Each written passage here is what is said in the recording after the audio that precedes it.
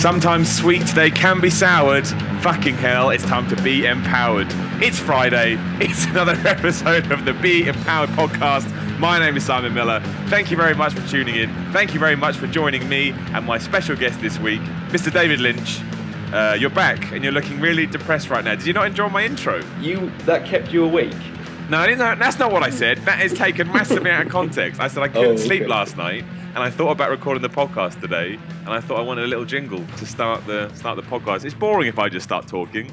I need to say something. So yeah, I came up with that. It's pretty good, right? It's excellent. And I made everyone think about Skittles, and Skittles are empowering because they taste real good. But yeah, we are back, Mr. David Lynch. You're doing double duty this week because I do have a Halo podcast with you that I kind of screwed up. But it's also going to go live around this time. So anyone recorded that a while ago. 2 weeks. So anyone that is interested in Halo and the Master Chief Collection, unfortunately, we did do it before all the problems with the online stuff. So all I say now is, don't try and play it online at the moment because it doesn't work. But we do go into all things Halo, so look for that on the Be-Mpowered podcast soon. That won't go up on a Friday. That will go up whenever I can sort my life out. But today, I mean, Mr. Lynch, you are joining me, but I'm taking control today. I'm doing things that I want to talk about.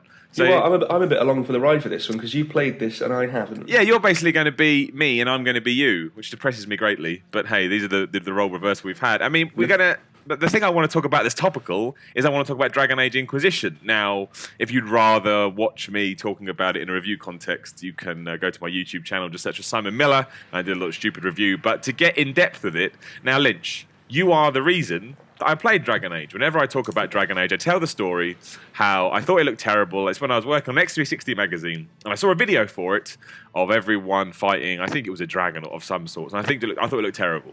I remember turning to everyone X360 and going, what are BioWare doing? That looked awful. And then you you gave me the game to review, I think, as punishment for something. Probably, yes. That sounds like something I would said, do. You play this, you piss me off. Well, you went to the review event, correct? No. We had a copy in. Okay, maybe you went somewhere and played it early originally. We played it and in the office and we were loving it, and then we went on to I went to Mass Effect 2 press trip to BioWare. That's right, and they gave you the review. And then we played it some more. There you go. There's some admin.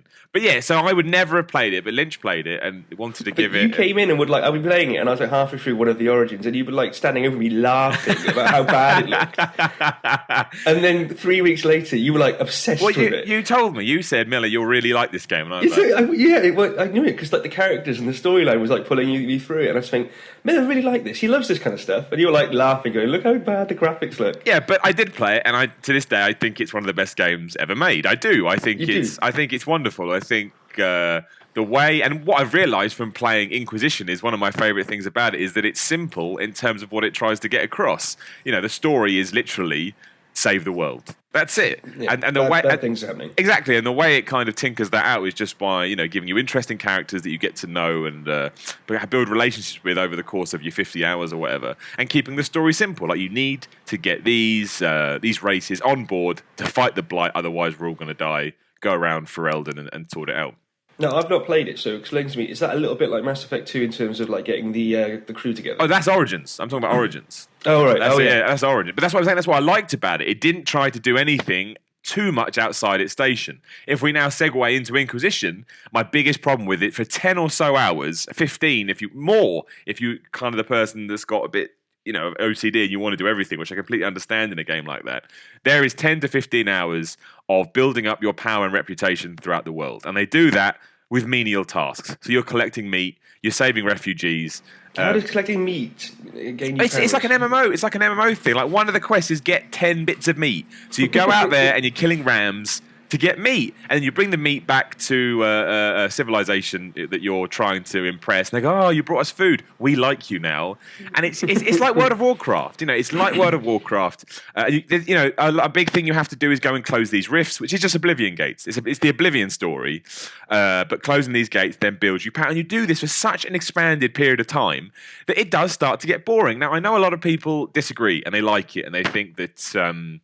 I don't know, I guess it does introduce you to the world, it keeps things slow, you do get this kind of, because 10 to 15 hours is what some games run for, so you do get this very slow burn to becoming, because basically after 10, and this isn't a spoiler, this is on the box, after 10 to 15 hours, the big shift is that you become leader of said Inquisition, And then it's time to Dragon Age. Then it's time to get the real plot. It's time to make choices. It's time to, build your relationships up and decide what you want to do with things. But that takes so long to get to it that you're like, I need more than I cannot keep slogging away, BioWare. Like, you've got to pick up the pace for me. With Dragon Age Origins at this point, I was knee-deep in everything. I was like, shit, what am I going to do? I'd already made a dozen big choices. You don't make any big choices for ages in Dragon Age Inquisition. Well, do you think they treat it more like introducing people to that world? Because this could be like Dragon Age 1, essentially, for a lot of people.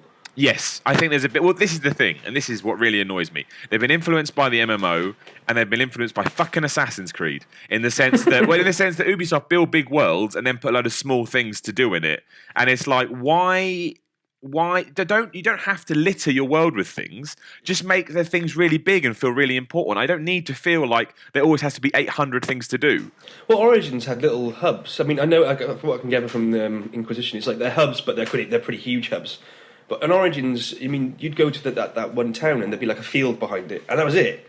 Well, that's true, but the stuff you were doing was interesting. That's the thing. The things you were doing, you were inspired to do them, and you wanted to do them because you were invested in it. I can never be invested in go get 10 bits of meat. That doesn't exist. That's not something I'm ever going to be like, wow, isn't this amazing? So that's the problem with it, is that it's great that there's so much to do, but I'd rather, it's the Twitter follower argument. I'd rather have one thing to do that was really interesting than 100 things to do that I don't care about. Yes. It's the same. You can say, I've got 50,000 followers, but if 49,999 followers think you're a massive dickhead, it doesn't matter. It's that one follower who will actually pay attention to you and engage with you that matters.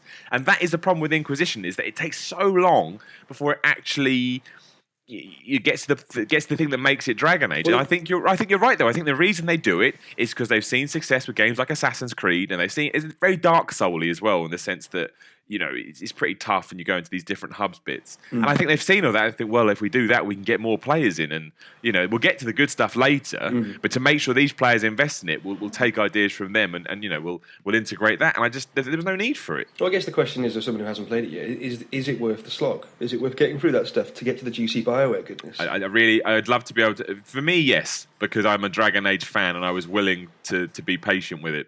But... I mean, yes, if anyone wants to get through to that point, I think they'll be impressed. But I think I would say that with Origins as well. So I think if you played Origins and it didn't stick with you, I don't think this will change your mind. Unless you like all the MMO Assassin's Creed stuff, then yeah, you'll love it for the first 15 hours, then hate it for the next 20. But I don't know whether... I don't know. It's a really hard question to answer. I think you need to sit down with it and experience it for yourself. And if you really start to get pissed off with it, I think it's best just to leave it. The question is, I don't understand... There was literally no need to design it in this way. Like, they could have had that in the background sort of going on, saying, look, you can do all this stuff if you wanted to, but your main story is here. And that would have been fine. That way I can choose to disregard that stuff. But the fact it doesn't give you... In a game that is all about choice, it doesn't give you that choice. It's madness. Well, it's always been the opposite to something like Oblivion or Skyrim, where, that storyline, the main storyline, will always be there in the background, but you're free to do whatever you like. Origins was different in terms of, like, it was very structured. You chose a specific character and a race and all the attributes in that, but once you were in that, along for that ride, you were in that story. And that's very Mass Effect, and it's kind of what BioWare have done before. So I get that. I don't mind that, because I enjoy playing that role. You can invest in that. It's generally not then about you. It's about how the world sees you and about how the other characters see you, and that's interesting. So in Inquisition, I mean, how much power do you get eventually, and how much do the characters change? Because I can imagine if I was playing it for like 15 hours and I got to know these people, and then all of a sudden I've got all this power and all our relationships change, that could be quite interesting. Yeah, but it is. Yeah, that is good. I mean, once you do build up this reputation and this power, it's ridiculous. You build up power by setting up camps. It makes no sense. But when you do build that up, then yeah, that's when it gets good. Camping's powerful. You would think that, but it's not. Stay in a hotel. But when you do, you've hit the nail on the head. Like, everything you've built up over 10 hours then does come into sort of the spotlight, because you have this power, you have this influence, and now you have to choose how you use it. And that could upset some people that you're either going to meet or you have met, because the choices you make will then, retroact. That sounds very Fable 3. Well, it sounds very BioWare-y, really, in the sense that your choices matter. But that's when it gets interesting. But it's... I don't know. by that point, are you still going to care? I mean, that's the question. Or are you going to have been so worn down by it all that you think the game's only just starting now?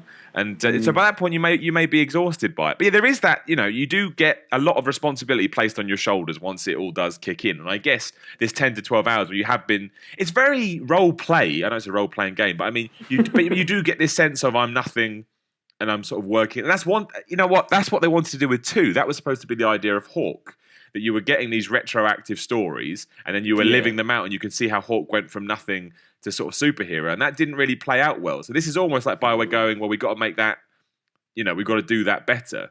And the way they've done that is by introducing these intricate things, one of which, because you mentioned Mass Effect and sort of the Mass Effect team, they've introduced the war table, which is essentially exactly the same thing they did in Mass Effect 3 with the galactic map, or whatever how it was called, where you send off scouts and stuff to increase your power, to increase your wealth and all that kind of stuff. And I don't mind that exists, but I do mind that at certain points Dragon Age makes you interact with it. Like, I'd be happy just to ignore that stuff. I ignored it in Mass Effect 3. I just want from my RPG and my BioWare game, and maybe I'm in the small minority here, but that's fine. The small minority as compared to the large minority.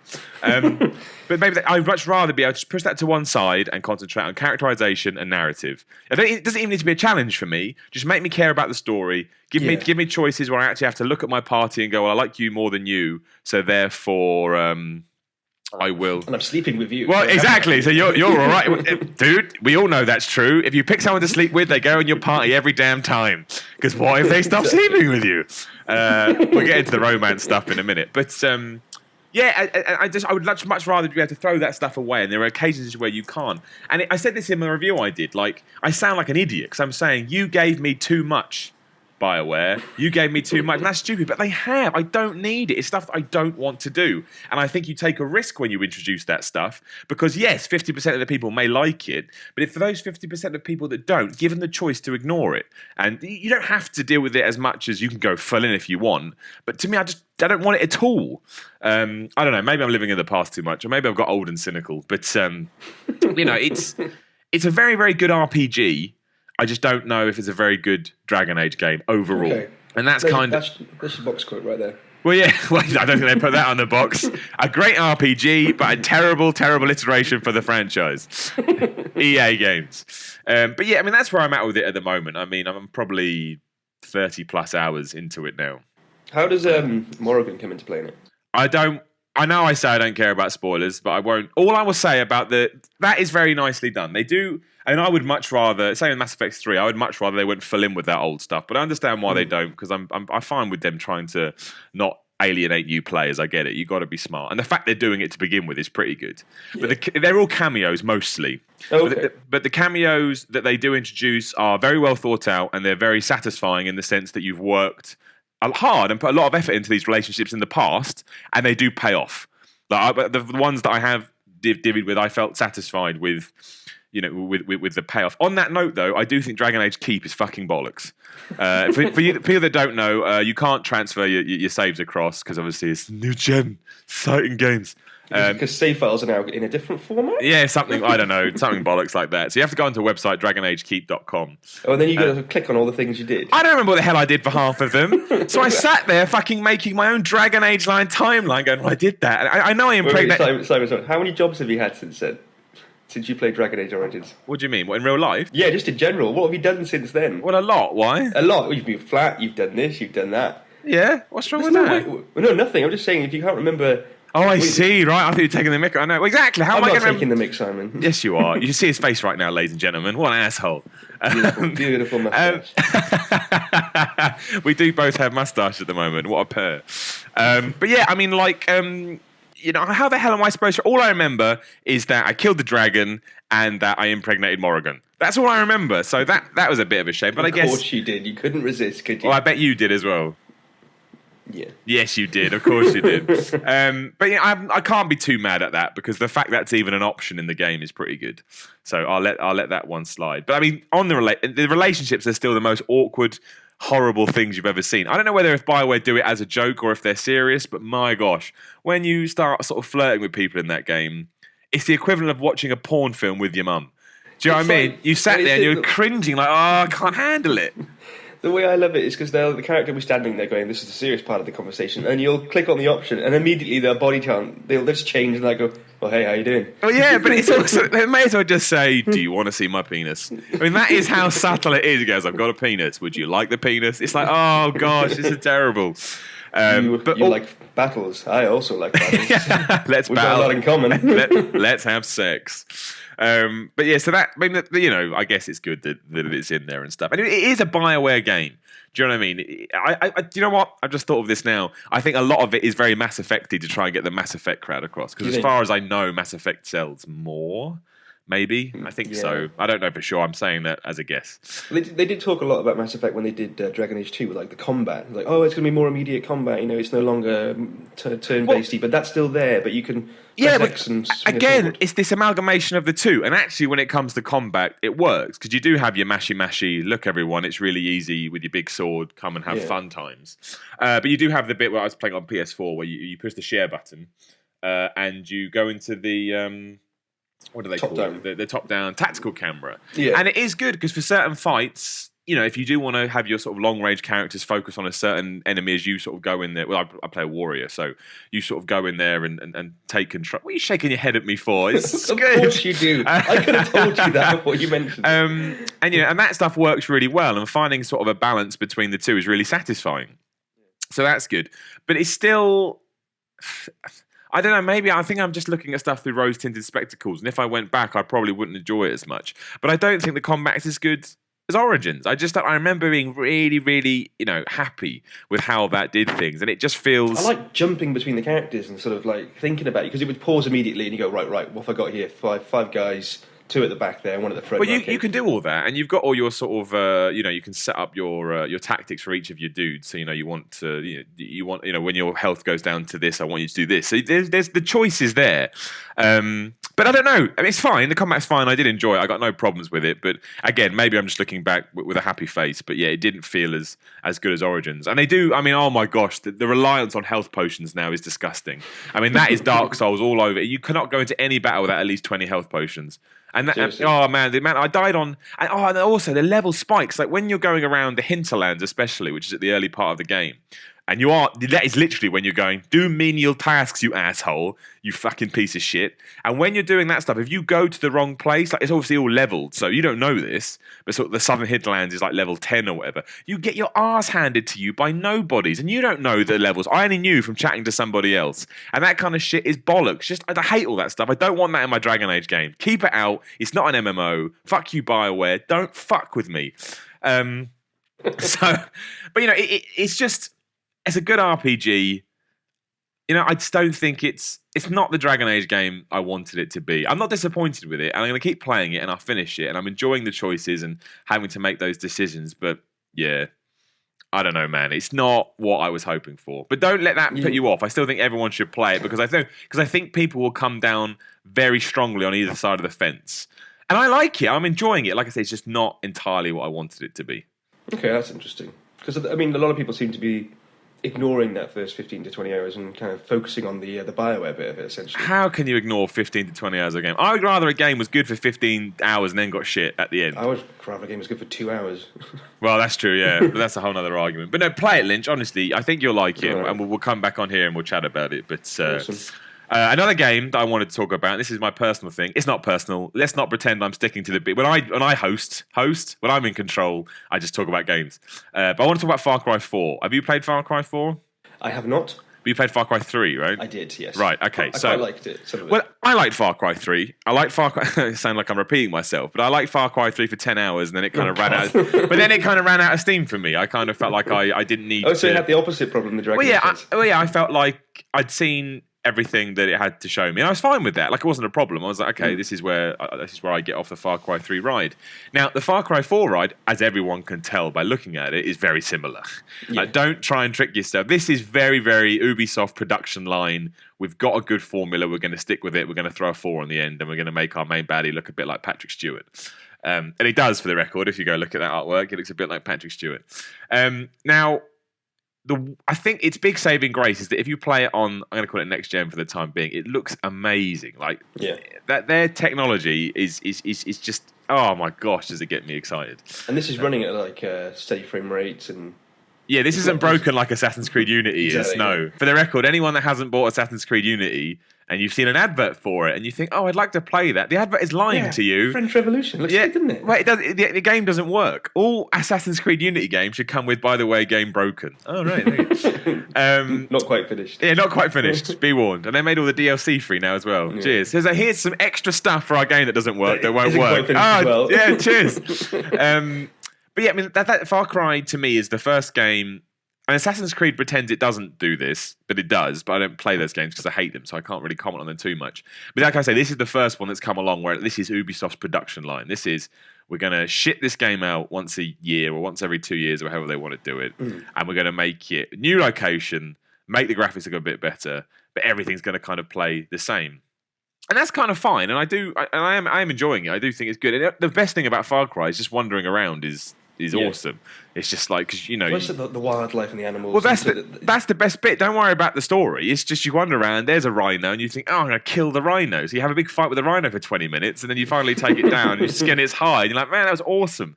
It's like those Cabela games, but like not terrible. So I mean, in that sense, like I think it's excellent. I just don't know how. Again, the longevity is a question for me. And I know a lot of people have got... I don't know his name, so I'm going to call him Main Bad Guy. I know a lot of people are upset that he's not in the game very much. I couldn't give two shits about that. I don't know why that is such a thing. I mean, yeah, he's an alright character, but no, if anyone has bought that game for that guy, what are you doing? Drop 50 quid on a game for a made-up person? Doesn't make any sense. I don't know if it's just me or whether they're trying too hard to recapture the magic they had with... what was his name? Lars, the psycho. Yeah, from the last game. What is insanity? What's the definition of insanity? He was good, very well acted, very well sort of integrated character into that game because it sort of reflects what the player is. Because most players, let's face it, are crazy when it comes to sort of just being in a game world. Obviously, you're going to be, if you took one look at what you're doing, like skinning rabbits for belts and stuff. Of course, you're going to look absolutely mental. Yeah. But I think they tried to sort of recapture that magic, and it might have come off a little too formulaic, which is why I think maybe sort of if he's better behind the scenes a bit. But I don't know. Far Cry to me looks like they've just sort of gone, like you said, we've got what worked. Let's do it again. Here's an interesting actor. Let's do that. It just seems like too much. I think if they kind of focused a little bit more on the mechanics and sort of changed it a bit. I mean, all right, you can have drop-in co-op, and maybe you can trick an elephant into killing people. That's basically sit down with it in a pub and say, "Look, you really want to kill this guy. You hate those guys." And it's like, "Oh man, I really do. I didn't realise this guy's a dick." Yeah. It's just, I don't know, it seems like the same game, just in a different location to me. And obviously it looks really pretty, and obviously it'll play really solidly, because the last one played really well. But that's it. That's generally about it. Well, you've hit the nail on the head, and it gets away with a lot because it does look so good on PS4 and Xbox One. Yeah. It does that thing that most games that sort of make their first jump to next-gen do, when they go, well, for now we can rely on the visuals, make everything the same because people liked that last time, but next time we may have to think a little harder. And that's exactly, and I think that's why people are focusing on these weird problems like, oh, well, the main baddie's not in it that much. So, I understand if you bought a Halo game and the Master Chief wasn't in it very much, or Metal Gear Solid... Halo 2. Oh, yeah. Or Metal Gear Solid 2, where they screwed you over and went, you're not Snake anymore. I understand that, but he's the bad guy. So, I think maybe people are a little more down on it than they're willing to let themselves on. But I think, given that there's not a great deal... I mean, there is much more now than there was, but there's not a huge offering of next-gen games at the moment. In terms of new next-gen games. I mean, there's a few exclusives that have come out. I think it's a nice thing to have. I'm quite enjoying it. I'm enjoying the hunting. The story's fine. It's a very solid game. And some of the, events that you just come up with on the fly, sort of, be it you're walking along and you see this happening and then, kind of the chain of events that feels like it's unfolding very naturally to you is wonderful. Yeah. When it's all... It's one of those games that justifies having a PS4 and Xbox One, even if you dropped a lot of money on it, because you think this game looks... It's the game you probably ring people and come look how good my new machine looks. Yeah. And I think that works. It's just... I can't imagine I'll still be playing it early next year. Do you know what I mean? 2015... You won't be playing it by Christmas. No way, I won't play it tomorrow. 2015 is when... I know, obviously, we need to start getting these sole... Xbox One, PS4 games. Obviously, you've got Batman coming out, which is just not till June though. It's a long way away. Yeah, it's a long way. But obviously, that's just next gen. I am calling it next gen. Everyone's going, you can't call it next gen. I call it whatever the fuck I want. There's no rule. I call it fucking old gen if I want, just to confuse people. But, I think next year is the year when we really have to start having these games. I know Assassin's Creed Unity has just come... This is the problem. Assassin's Creed Unity has come out just on next gen, and that's a mess. Whereas Far Cry, which has obviously been built on old technology and then just smoothed over, works. So everyone goes on about how long game cycles are. Like, oh god, I wish they could come out sooner. And then when they do come out sooner, it's quite clearly it's not finished. It's not finished by a long. That should have been like next September, really. Well, yeah, completely solid and done and fixed. But the fact they released Rogue as well, so you've got your current gen and you've got your next gen. It's like, for fuck's sake, just pick one. I know, we can't play them all. And you've got Far Cry coming out, and you've got The Crew. And don't forget about The Crew. Ubisoft come out and say, if you see any early reviews of The Crew, don't trust them. I'd do whatever I want, Ubisoft. Don't you tell me who to trust.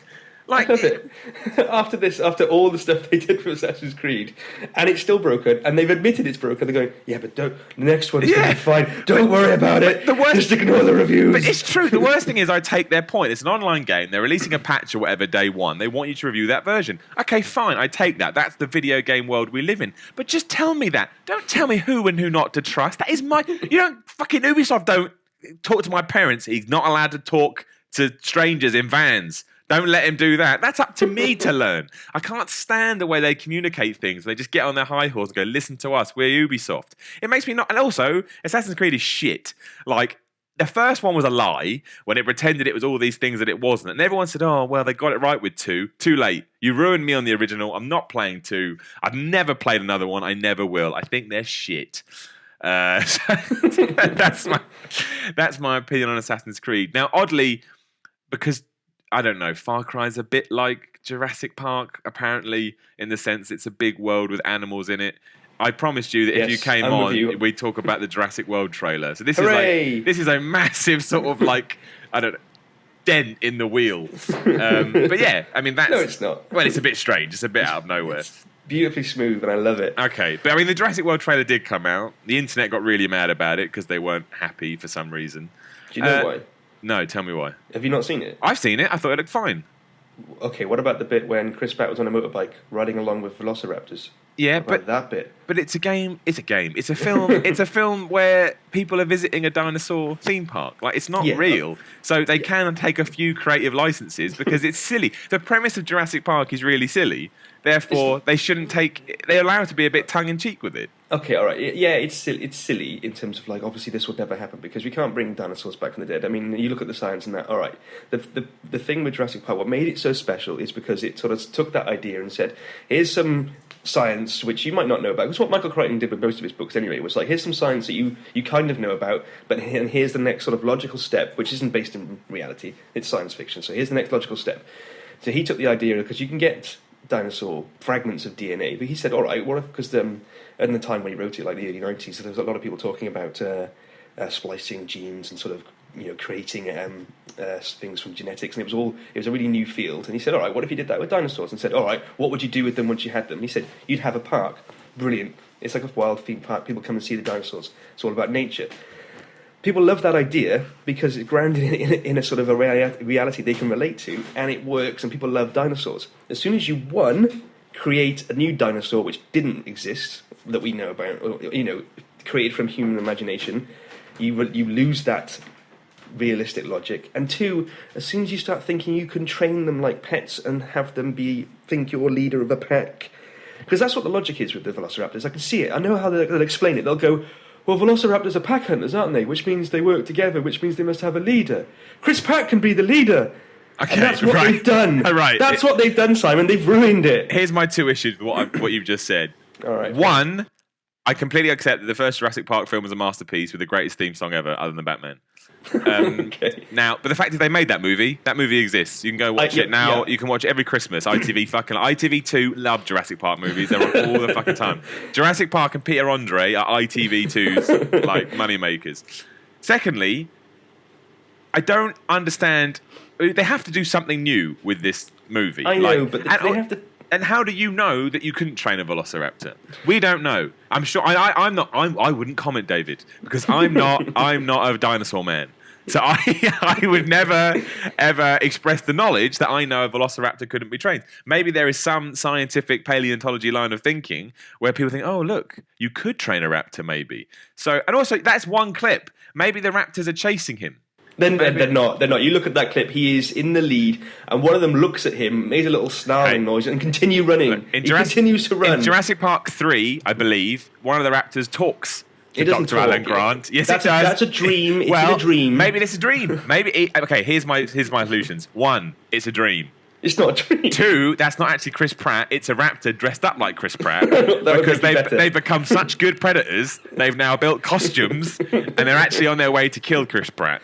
But I mean, what do you want them to do? What do you want them to do with a 5th Jurassic Park film where they've already essentially nailed it with the first one? That's the 4th. There's 3. I thought there's Jurassic Park 4. Is it not Jurassic Park 4? No. Okay, the 4th just one. 3. Okay, so what do you want them to do? Because they've done Jurassic Park 2 and 3 are terrible movies.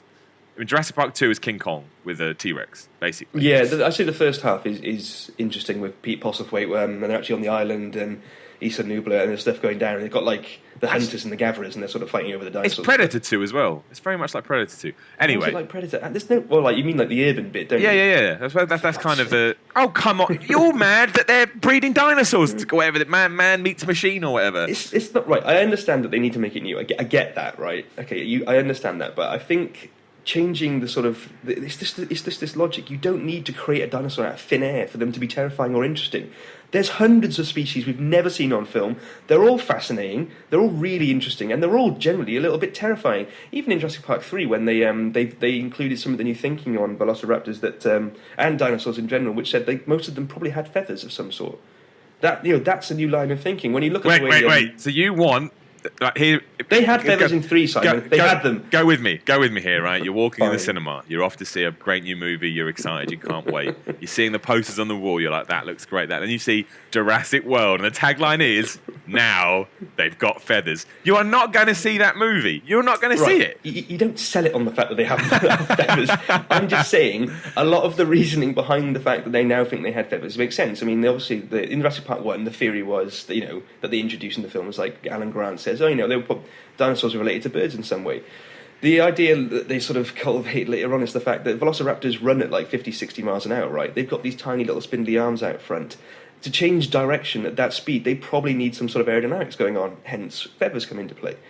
The thinking is interesting. I mean, obviously they look like big chickens, and it's a bit weird because they do in 3. They look a bit strange. And if you notice in the trailer in Jurassic World, sorry, they're back into their old Jurassic Park 1 styling, which is like the brown sort of dirty-looking creatures. Right. But the problem is it takes that logic and it takes the magic of what made the original so great, because the idea of seeing real-life dinosaurs, oh great, I've never seen a dinosaur before. It's like, I've never seen a thing that's been made up before by someone either, but that doesn't mean I want to. I want to see dinosaurs. But what if this is the coolest dinosaur you've ever seen? It could be. It could have. I mean, some of the scripts knocking around for the new Jurassic Park was the fact that they genetically bred dinosaurs to have bloody like guns and missile carrier launchers. Oh yes, with weapons. Yes, I want to see. So stupid. I want to see a raptor with a pistol or an Uzi. I mean, I think there's artwork out there which you can see where they got like it's like Turok in a way where they're carrying like weapons and stuff. Damn right. But is there not logic within this thinking that if somebody is going to genetically bring back dinosaurs, then as a creator, the next thing they would want to do is start fucking with dinosaur genetics and mixing it with machines or whatever the hell they're going to do. So that does make sense. There is a creative evolutionary logic there that's what people would try and do. It does. I'm just saying it takes it too far away from what made the original Jurassic Park great, and therefore just makes it just kind of a bit like Jaws 2, whatever the hell it was. The Revenge. That's all I see when I see Jurassic World, is Jaws 2, The Revenge. And even more so when they had that stupid great white shark hanging out as bait for the big... I thought that was cool. It's a stupid Why? reference. What's wrong with that? So dumb. Why? So dumb. Okay, what do you want to happen in Jurassic World? Give me your very, very quick plot of Jurassic World. Is Jeff Goldblum in it? Because if not, it's bad already. I'd love that. And I'd get Sam Neill back as well, and Laura Dern. It'd be all amazing. You can't get Laura Dern back now. She does not look like the same person. No one would know. She has changed. I don't know what's happened, but she has morphed into somebody else. All right. What I want to see is partly what they're doing. I want to see the park up and running. That's a brilliant idea. Getting people there. I mean, all it is just extra fodder for the dinosaurs to stomp through.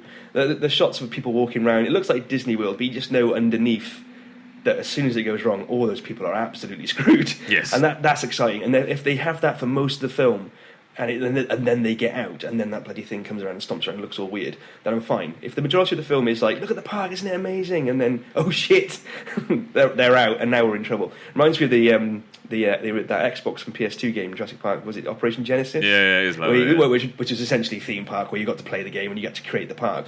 Man, I loved it when my park was up and running. I used to get so pissed off when a tornado would come through and they'd all get out. What a tangent that was. What a tangent. Sorry. So you want to watch a movie where people just go to Jurassic Park. That's what you want to see. No. Nothing bad happens. Obviously something has to happen. I'm just saying it doesn't have to be, oh look, I've trained some velociraptors, and oh look, this one is one we've made. We've spliced a stegosaurus with a bloody newt. Look at it go. That's terrifying. What if they bred a T-Rex with a raptor? Fucking hell. Now we are fucked. It's so stupid. I don't know. It doesn't make any sense. There's no need. Okay. I mean, Jurassic Park 3 had a Spinosaurus in it, and then, I mean, they completely got that dinosaur wrong as well, because it couldn't really. It's too big to sort of exist outside water. That's why it had a fin. Okay. So the ultimate question is: are you going to go see Jurassic World when it comes out? Yes. Well, there you go. So it doesn't. The trailer could come out and it could be Chris Pratt sat in a chair saying "fuck you all," and you still go, "I'm still going to see it, Jurassic World." I think I probably prefer that. Well, maybe. Do you have a problem with Chris Pratt being in it? Some people seem to be. I like Chris Pratt. I think he's good. He's great. Yeah, some people seem to have a problem with it. I'm a big fan of his. I don't understand. No, why I think the role he's going to play will probably be better played, because essentially he's playing the I can't remember his name. He's the hunter in Jurassic Park 1, isn't it? The original film. Clever girl. It's the guy. Yeah, that guy. He's playing that, but a younger version of that. That's fine. Yeah. But yeah, I think he's great. Well, I mean, I don't get that mad about trailers unless it's got Batman in it, and then I scrutinise the shit out of it. But I think it will be fun. I don't necessarily think it will have the impact of the first film, but that's due to the fact it's the fourth iteration in the franchise. But I got no problem with hybrid dinosaurs, unless it's like because they've made it like a Toyota car or something. That would be terrible. But I don't know. We'll see. I'm glad I gave you a platform to rant, though. As long as you feel better about it now. Then, I do. I feel a bit better about it. Okay. And now the last thing I want to talk about. It is newsy, kind of, but I've been playing it a lot, and I want to get your perspective on it because I know you've got an investment in the franchise as well. GTA 5 has come out on next gen, coming out on PC soon enough. Finally, so we're getting all amazing mods now. Everyone knows that GTA 5 looks really good. It looks really good on Xbox 360. It looks really good on PS3. Therefore, on the new consoles, it looks. I mean, it does. I genuinely said this. It makes what other people have done embarrassing to the point that they should be ashamed of themselves. Like they should put that on the box. It's so good, embarrasses other developers. Do you know what I mean? It's just because you think, how can Rockstar take old technology and make it look so good, whereas other people are developing from scratch and they can't make it. It's just unbelievable. It's not the same. And I think if you like GTA 5 or open world games and you have a PS4 or Xbox One, you just go buy it. Just even if you played it, just go buy it. Even if you trade it in after a week, just enjoy the vistas and the visual fidelity for a few days. It's just the second game you get out when your friend comes around. Yes. I just get this one out first, actually. I just think some of the sort of PR shots, as I like to call them, you can get where you kind of position the camera right. It's just... I mean, it's wonderful. It's genuinely, genuinely wonderful. But the real thing I want to talk about is the move to first person. Have you seen it or have you played it? I have seen it. I think it's a great idea. It looks like it has struggles in the vehicles. No, I was all right with it. I was all right really? with it. Yeah. I know there were some problems. A bit too quick and a bit awkward. No, I actually really enjoyed it. I mean, because the thing is, and I haven't got a problem with this, I don't think the Daily Mail should do a story about it. I don't think we should be up in arms about it. I mean this as, literal as it can, as me just sharing an opinion with you. It is incredible how shifting that camera to first person completely changes how you can play that game. Like, if I'm running along the street in Grand Theft Auto in third person, I can whack right trigger or whatever it is, and I can punch someone in the face and I'll giggle a little bit. You do it in first person, and all of a sudden you're like, oh, shit. That is bad, man. Like, it's really aggressive and really violent, and especially when you start shooting people for the first time. Like, it's... Well, see, this is interesting, because it does sort of imply that the way you interpret the world and the way you see yourself vicariously through the characters in a game, it has an impact in terms of like who you see in the screen. So you'll say, if you see your guy, see Trevor there, you're fine with it and it's a bit funny. As soon as you put yourself in that situation, yourself in those shoes, you view it as horrifying because you feel like you're doing it. Exactly, 100%. I think it mostly comes from, because obviously one of the first things you do in any GTA game is you get in a car, and it's the same with GTA 5. You start, you do the sort of the prologue, but when you actually get to the game, you're Franklin, and it says pick a car. You get a car, and if you're in first person, you're driving that in first person, and you will hit someone because that's Grand Theft Auto 5. No one drives properly. when you hit someone and they come smashing into the windscreen like you've hit a deer and they roll off. I mean, obviously it's GTA, so it looks good. The animation's great. The physics are awesome. You're like, fuck me, I owned that person. And it all of a sudden takes on this new thing. You're like, I don't want to drive aimlessly. I kind of want to avoid smacking people because it's really bad. And it's astonishing how, that they've done it in the first place. Because a lot of work I don't think it's just a case of we'll shift the camera here. I think, So I think a lot of stuff into it. And the fact that it can... I mean, I would genuinely suggest if you want a reason to replay GTA 5 and you have the sort of discipline to put it in first person and leave it like that, that you will... It's like playing a new game. I mean, it really, really is. And I would highly suggest if you're a GTA fan to get it and experience that way. Because it's just... Yeah, it completely changes the game. Even when you sort of pull the camera back out to third person and you continue doing the stuff you're doing, it feels like night and day. And I think it just goes to show that no one knows what they're doing better than Rockstar. I mean, you don't have to necessarily like their games, but in terms of what they focus on doing and what they actually achieve is marvelous. Yeah, I mean, it's funny that none of the content's changed, has it? I mean, it's all the same content, it's all the same game. I think they've thrown a few Easter eggs in there, yeah, but it's basically the same like stuff. Running around as animals and stuff. Yeah. I mean, like generally the things you can do in GTA, like running over people and getting a prostitute and having her. I haven't done any of the sex stuff with you. This is the thing. It's like it's the same. I'm pretty sure the animations, if you look at the old game, it'd be exactly the same. She'll still say the same lines of dialogue and she'll still do the same things. As soon as you're in the car with her, everyone's like, "Oh, this is different." It's like nothing's changed really, other than the perspective, and that raises some really fascinating questions for me. That's really interesting. Well, certainly about how, like you said, how people can disassociate themselves from an avatar, basically, because they paste all the problems onto this avatar. It's not me. But as soon as you take that away, it is you, and you have to then almost answer for those actions. It does. People are going, it's a crime simulator. It's a crime. No, it's not. It's a morality simulator. It lets you know about how much... you feel like you can get away with. And I don't agree with all this shit like, oh, these games are making people violent. No, they're not. If you wouldn't get it from a game, you get it from a book. If you didn't get it from a book, you get it from a movie. If you didn't get it from a movie, I don't know, you get it from My Little Pony. I don't know. Something would spark you off, though, if you've got that inside of you. But I think genuinely, you're right, it's a fascinating experiment into how people do it. And I wouldn't be surprised if this is something they're doing for Red Dead 2, and this is how they've rolled it out to see, right, does it work? Right, fine, it's work. Keep working on the tech for Red Dead 2. I bet you any money that like Oblivion or the Elder Scrolls games, you'll have a choice of third or first person in. In fact, for all Rockstar games going forward, I bet you have that choice. And I think third person in Oblivion is just the worst.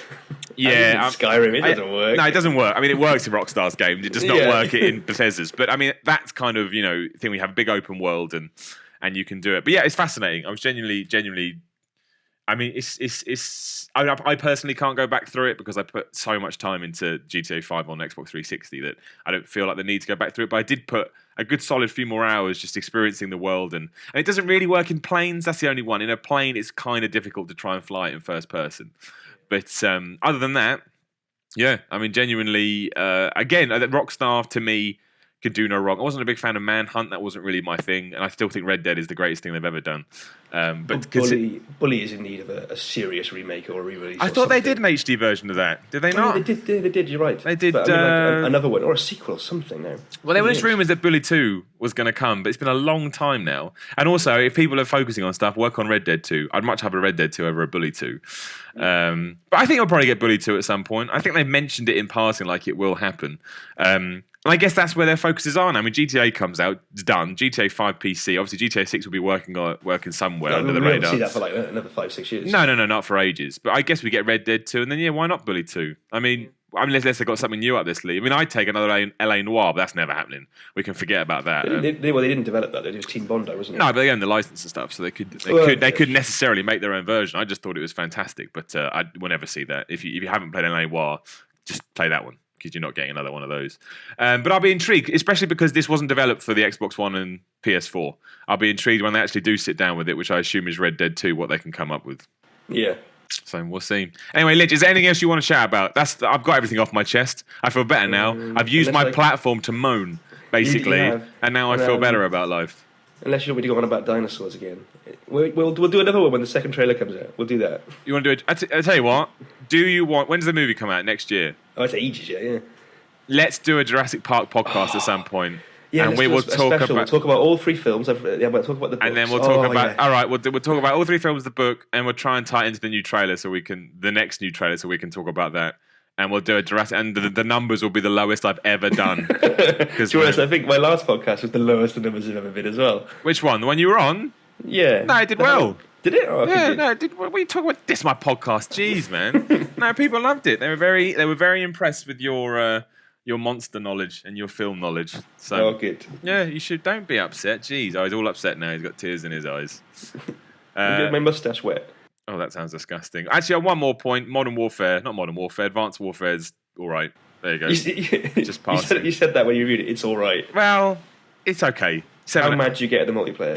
So mad. You used to get so mad. So mad. And then the maps just aren't as good as they used to be. I mean, it's fine. 7 out of 10. But as I'm talking about games right now I've been playing recently, yeah, it's okay. What would you score Dragon Age Inquisition if we're rounding this up now? Well, in my video review, I gave it who cares out of 10. I found that even I laughed at that joke because who cares? What did I give it? 8. All right. 7 to 8 maybe 7.693. See, I gave Origins a 9 when I reviewed it. I give Origins a 10. I genuinely give Origins a 10. I give Dragon Age 2 a 7. Well, that's still quite high. And a lot of people gave it like 6. Nah, it's still fun. I give this an 8. But look at these arbitrary numbers I'm just throwing. What does this mean? Miller throws arbitrary numbers at games. What would you give Dragon Age 2?